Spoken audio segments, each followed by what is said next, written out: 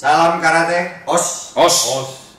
Suatu kehormatan hari ini telah hadir di studio kita para legend karate Indonesia yang telah membawa nama harum Indonesia baik secara nasional maupun secara internasional.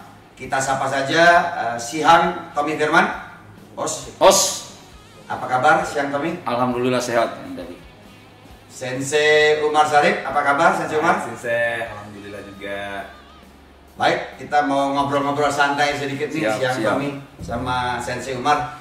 Mungkin Siang Tommy dulu, awal cerita Siang Tommy ini bergelut di dunia karate. Iya. Ya memang sih awalnya nih biasalah namanya tinggal di Tanjung Priok ya kan. Ya sering berantem kecil lah ya kan. Akhirnya orang tua bilang udah kamu masuk karate aja. Yang diarahkan oleh Iya, jadi tua dari karate. SD itu kita udah masuk karate, udah menggeluti karate. Ya, alhamdulillah bisa juara, ya kan, bisa juara DKI, juara nasional, bahkan SEA Games, Asia Pasifik, bahkan peringkat 4 WKF. Luar biasa. Kalau Sensei Umar, apa alasannya Sensei Umar terjun di dunia karate? Jadi awalnya itu karena ayah saya, abah saya itu kan tentara. Jadi waktu dinas kok ada orang berlatih karate gitu. Waktu itu masih dipegang sama Sensei Mandiri. Nah, waktu abah saya ke Arab Saudi itu sering bawain video-video tentang kayak Bruce Lee, Van Damme gitu kan, selalu ini loh kamu lihat-lihat ini supaya kamu tuh punya latihan self defense lah, intinya seperti itu. Bukan prestasi pertama. Akhirnya ya udah, di sini ada pelatihan karate di Karampilan, kamu datang aja, bilang gitu. Nanti bilang sama papa, itu dari papa, itu temennya papa. Gitu. Pertama kali diantar lah di sana sama orang tua. Abah saya masih di Saudi. Diantar, terus bilang ini anaknya Ejun, namanya Ejun dulu abah saya. Tapi saya nggak tertarik sebenarnya karate dulu, karena abah saya bilang nggak apa-apa buat self defense aja, biar nanti ada apa-apa, nah kamu bisa jaga adik-adik kamu gitu kan. Adiknya masih ada anak kecil waktu itu, karena abah saya kan pergi kan masih saya kelas SD lah. Gitu. Nah setelah itu saya ya ngikutin gitu. Di situ ternyata saya punya bakat lah di situ. Nah, waktu itu pelatih saya Mandiri seneng diadu-aduin karena punya bakat, diaduin sama sabuk hijau, sama sabuk coklat gitu kan. Terus saya mukul mereka sampai jatuh gitu, seneng gitu. Sampai berjalannya waktu, ya sekarang jadi atlet gitu kan. Jadi bisa membanggakan saudara, teman, apalagi daerah, terus Indonesia itu aja. Jadi ada cerita seperti itu. Alhamdulillah. Siang Tommy, begitu Siang Tommy masuk di kancah mulai dari DKI ke nasional, suka dukanya selama di Pelatda dan Pelatnas apa nih Siang Tommy? Iya suka dukanya sih kalau di Pelatnas memang ya awal-awalnya ini kita kan agak minder lah sama yang senior kan. Tapi lama-lama setelah latihan bersama itu ya udah asik-asik aja gitu. Tapi nggak ada bully-bulian tuh ya kayak? Nggak ada zaman dulu. Cuman kita memang waktu itu kita namanya pas komite ya kita fight, sama-sama fight gitu. Jadi kita berkompetisi lewat prestasi gitu. Itu artinya akhirnya kita semua jadi saudara di sana, di Pelatda maupun di Pelatnas. Berapa lama biasanya kalau Pelatda atau Pelatnas itu? Kalau Pelatda itu kan paling lama 1 bulan. Tapi kalau Pelatnas itu kan bisa 1 tahun, gitu. Apa yang membosankan sama Pelatnas atau Pelatda itu? Ya memang kadang-kadang ada di diri kita nih kejenuhan, rasa jenuh yang sangat jenuh sekali. Begitu kita lihat baju karate, terus kita lihat lagi lapangan, kita lihat lagi tempat latihan, itu udah jenuh-jenuh itu. Jadi memang sangat jenuh itu kita harus hilangkan dengan cara kita bisa jalan-jalan ke mall atau apa ya kan, yang mengisi waktu-waktu yang untuk menghilangkan kejenuhan itu supaya lebih rileks ya. Supaya lebih rileks lagi. Kalau Sensei Umar apa nih suka dukanya? Pelatda, Pelatnas. Jadi waktu itu pertama kali saya dimasukkan tim prapon itu SMA. Waktu itu prapon di Surabaya. Tapi kan saya udah dengar. Tapi waktu itu saya nggak pernah ikut sama sekali kejuaraan kejurda, belum pernah. Langsung senior waktu itu. Bayangan kan pasti ingin lihat dong, dalam arti pemain-pemain yang top-top dari daerah masing-masing itu siapa-siapa gitu. Kan pasti ada dengar kelas 75 gitu kan, si Tommy Firman itu kakinya melayang-layang, itu udah dengar kemana-mana. Di era itu kelas 75 itu Sensei Tommy ya. Tommy.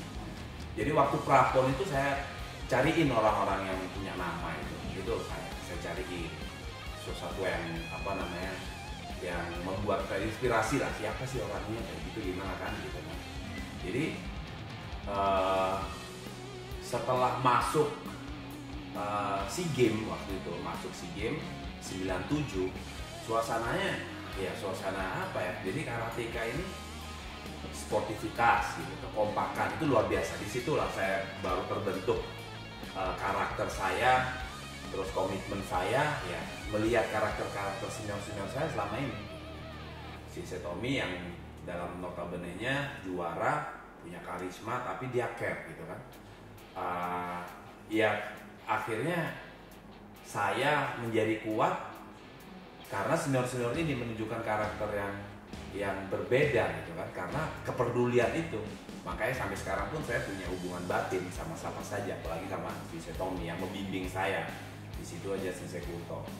Yang membuat saya dibilang tersiksa ya tersiksa karena kita latihan setiap hari gitu kan. Sempat dibully nggak Sensei Umar sama Siang Tommy ini? Saya dibully pasti gitu kan. Namanya junior itu kan selalu siap lah, selalu apapun siap, karena itu junior kita servis senior itu udah seperti kayak tradisi lah, karena kebanggaan kan, karena misalnya mijitin yang senior, cuci bajunya itu buat saya kebanggaan gitu kan, karena bisa nyusuin seorang juara gitu. Tapi konteksnya mungkin ngedidik ya, Siang Tommy ya? Iya, jadi artinya begini, pada prinsipnya sih untuk kebaikan, semua itu untuk kebaikan. Bahwa beginilah yang harus kita lakukan di dalam pelatnas itu gitu loh. Kebersamaannya ya. Kebersamaan, jadi yang kita jaga nih kekeluargaan pertama. Terus kekompakan, terus persaudaraan. Ya boleh tanya lah sama Umar, mungkin cara kita nih senior mendidik yang junior itu seperti apa. Jadi intinya kita bukan semena-mena, tapi bagaimana mendidik dia untuk menjadi sang juara.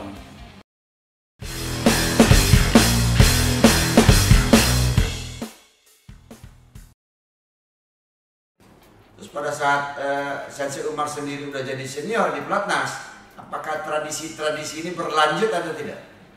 Kadang ya jadi apa yang salah lakukan saya seperti ini kan generasi kan, dari generasi dari Sensei Tony mendidik saya seperti itu, dari saya juga, kita juga nggak mau ingin lihat junior manja gitu kan, karena dalam satu kita sudah diberikan fasilitas, itu tanggung jawab itu harus kita berikan 100%, kita ada timbal balik, itu kebanyakan tidak dipegang sama junior generasi sekarang.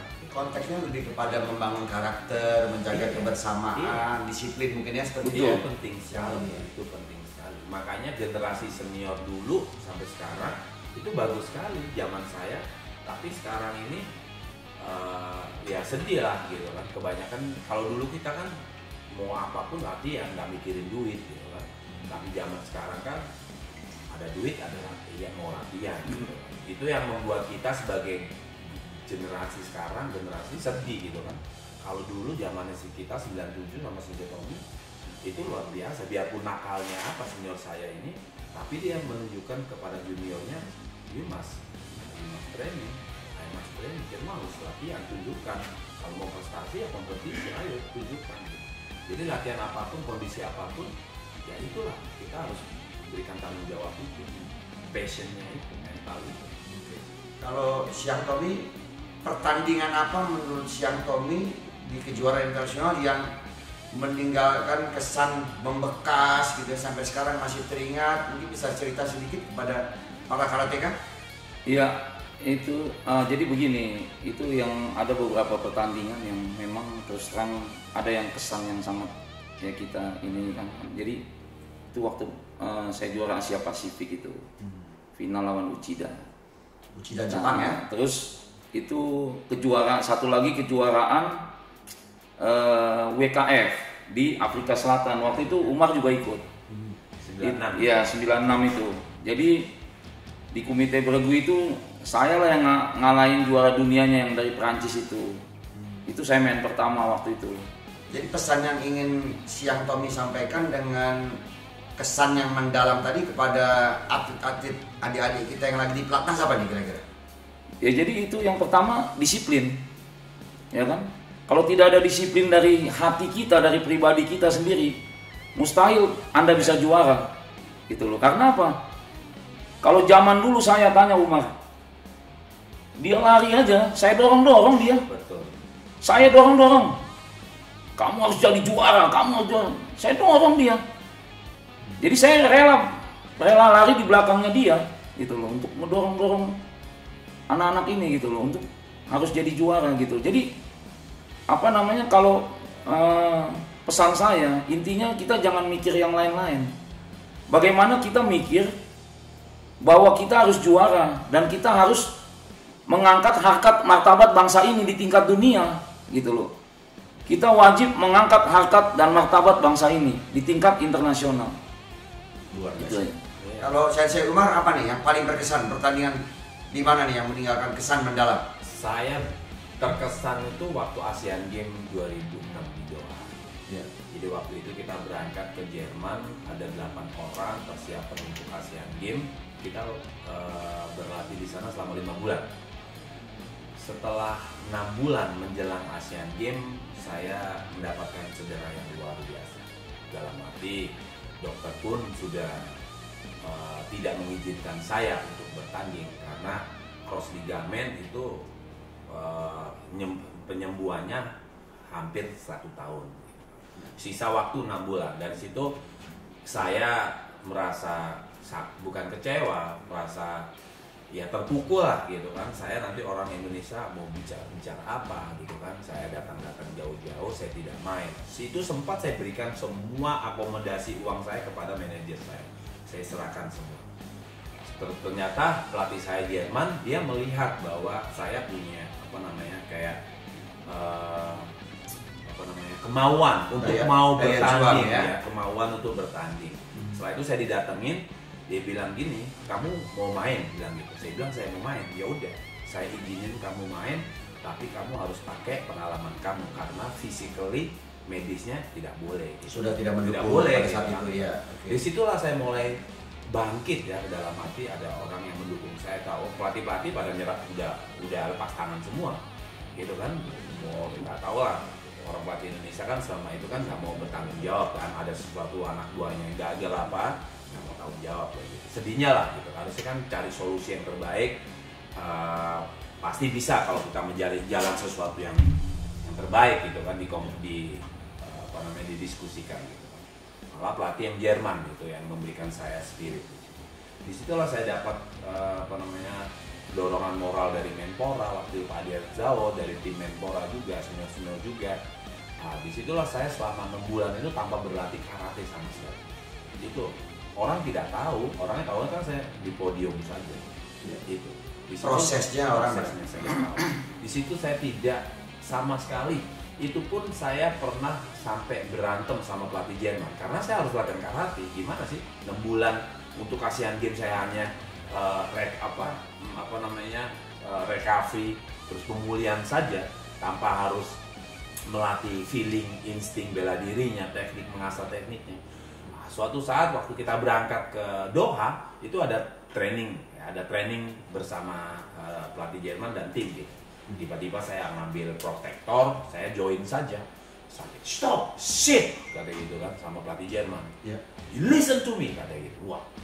Tapi saya bukan takut, tapi saya mau marah ini. Saya harus praktis gitu kan. Karena udah gimana sih mau pertandingan kok saya nggak latihan karate gitu. Yeah. Listen to me, oke.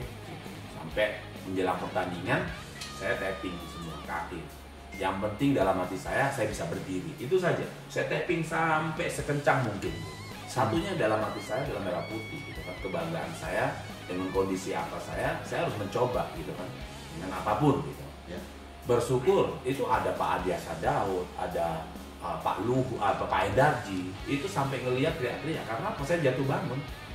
Saat jatuh bangun karena kondisi kaki nggak kuat memang, karena 6 bulan cross ligament putus dua-duanya, tapi disitulah saya merah putih. Saya menunjukkan gitu, bahwa saya bisa gitu kan.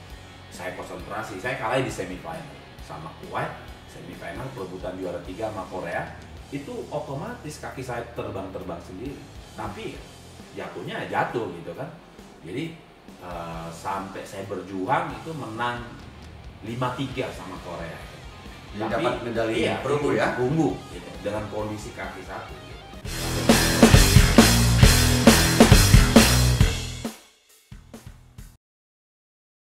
Luar biasa. Kalau Siang Tommy, Ya. selama perjalanan karir Siang Tommy di Platnas, berapa lama tuh total Siang Tommy menjadi atlet nasional? 17 tahun. 17 tahun ya. Berapa medali mungkin bisa diceritakan kepada para karateka yang pernah dikoleksi oleh Siang Tommy? Seingat saya nih 7 medali emas SEA Games. Terus Asia Pasifik. Terus peringkat 4 WKF yang internasionalnya, yang kalau yang PON apa itu lupa saya. Udah banyak lah ya, nggak terhitung ya. Iya. Udah, saya dengar pernah dapat penghargaan dari presiden juga ya? Oh iya, ada lagi Australia Open sama Amerika Open waktu itu. Oh, iya.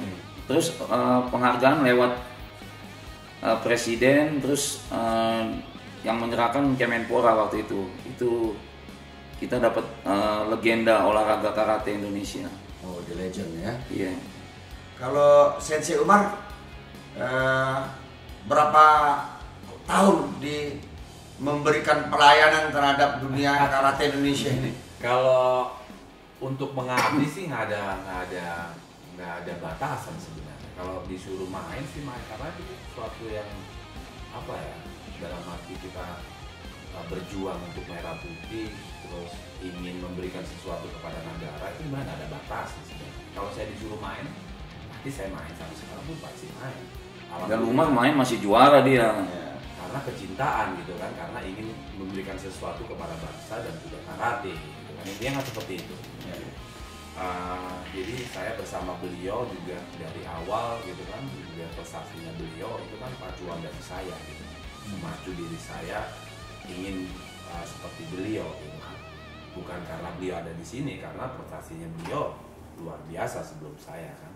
Itulah membuat saya termotivasi. Ada si Sekunto juga, senior saya di Jatim gitu kan, yang mendorong saya terus, yang mengontrol saya terus. Di Jakarta ada si Tommy, apalagi di Platnas ya saya jadi seperti ini karena dia kalah senior semua. Ada si Dahli juga, sampai sekarang juga bisa berhubungan batin ya, bukan hanya material saja, tapi batin keluarga itu penting sekali. Jadi saya selama ini mungkin orang yang paling lama lah gitu kan dari semua atlet gitu. Itu karena kecintaan aja, passion saya. Berapa tahun totalnya? Ya kalau di total dari 96, terakhir saya 2016 ya hampir 20 tahun. 20 tahun ya. Berapa medali yang sudah dikoleksi oleh Sensei Umar? Medali hampir sama dengan si Tommy, 7 medali emas perorangan, 5 bergu SEA Games. Jadi total saya 12 medali emas untuk SEA Games. Itu di luar perak, perunggu Iya, gitu ya. perak, perunggu, terus juara Asia, dapat emas Asia 2004, dapat perak 97 di AUKO, kita sama-sama. Terus dapat perak juga AKF 99 bergu, terus perunggu juga AKF. Terus kalau internasional juga banyak, lig-lig juga, liga-liga, Golden League internasional kayak Austria, Swiss itu juga juara. Terus Master Cup di Jerman, terus di Kiev, Ukraina banyak juga, terus sama Indonesia sama Asian Games. Asian Games 1 perak, 1 perunggu. Terakhir saya perak itu tahun 2010 di Guangzhou, perunggunya 2006 sama PON Indonesia. Ya alhamdulillah semenjak saya karate sampai sekarang tidak pernah berkalahkan sekalipun. Jadi saya bukan sombong karena saya praktis ya. Saya praktis, saya belajar terus, tidak pernah saya puas diri, tidak pernah saya membanggakan bahwa saya adalah seorang juara.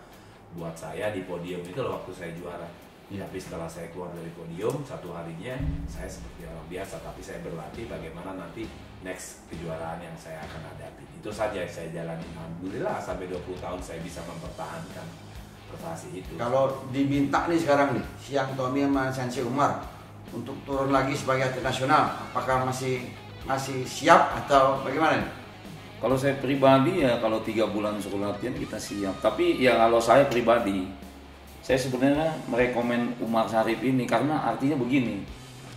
Umar ini, kita ini sistemnya kan Indonesia yang salah. Ya. Kenapa harus dibatasi umur? Ya kan? Sedangkan di usia Umar sekarang ini, kalau menurut saya dia masih juara. Masih produktif. Dia ya? masih bisa juara nasional, bisa SEA Games, ya kan? Kenapa harus intinya harus disuruh stop? Ya kan? Dia masih latihan, dia masih bagus. Dia masih punya potensi gitu. Ya. Kenapa harus dibatasi umur kan begitu? Ya kan? Makanya sistem ini yang harus kita rubah semua. Betul juga. Berarti kan? melakukan perubahan ya kan? Harus kita rubah sistem ini. Karena apa? Karate ini bukan olahraga terukur gitu, tidak terukur karate ini. Jadi kalau you nggak latihan, you nggak bisa menang. Tapi kalau you latihan, lu juara. Dan tidak ada masalah dengan usia ya? Nggak ada masalah dengan usia.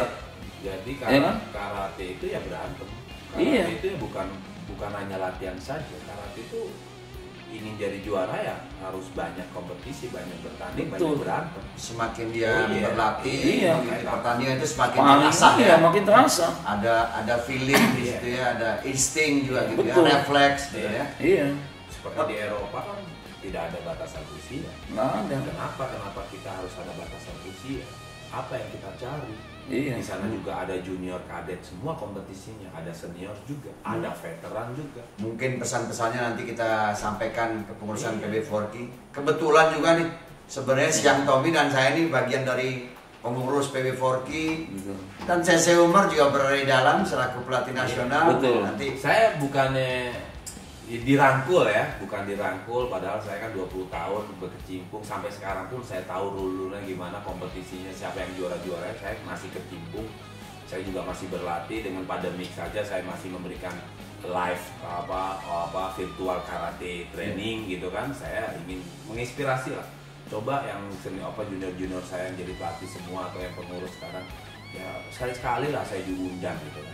Jangan terus saya dibenci gitu kan. Jadi di litbangnya itu Sensei Umar itu namanya Siang Tommy kan. Nanti kita usulkan langsung kepada Siang Tommy. Ya tentunya kita juga di kepengurusan PB Forky kita berupaya yang terbaik. Namun memang tidak ada yang sempurna, tapi kita berusaha sebaik-baik. Karate ini sangat spesifik. Antara kata dengan kumite itu sudah beda. Dari latihan bebannya, dari latihan fisiknya itu beda. Karena karate ini sangat spesifik sekali. Apakah tadi saya maksimal latihannya? Bagaimana? Memikirkan pertandingan seperti apa bisa saya? Itu yang harus mindsetnya dirubah. Jangan hanya bangga masuk pelatnas dapat gaji selesai.